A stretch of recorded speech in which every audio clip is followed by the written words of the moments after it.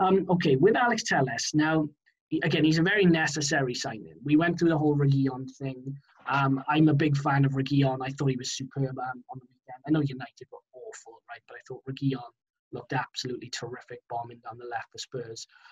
Telles will give United some of that.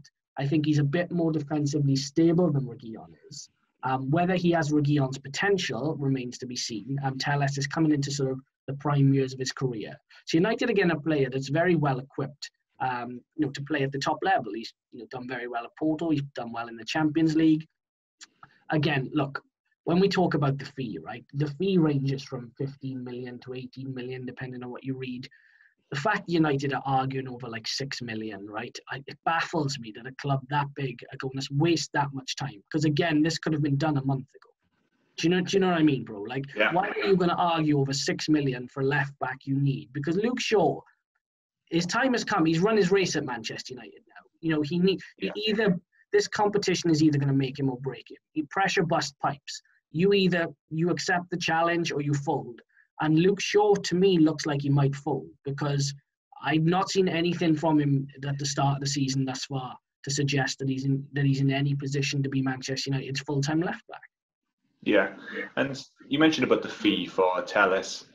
I read yesterday it was 15.8 million. You said it ranges close to 18 to 20 million.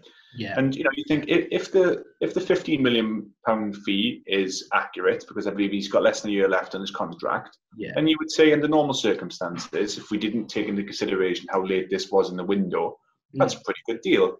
You get a quite highly regarded fullback, who, by the way, like Bruno Fernandes in the Portuguese league, for a fullback, has a very good assist and goals record, and it sounds like he could be very dangerous going forward, whilst also looking quite stable going backwards.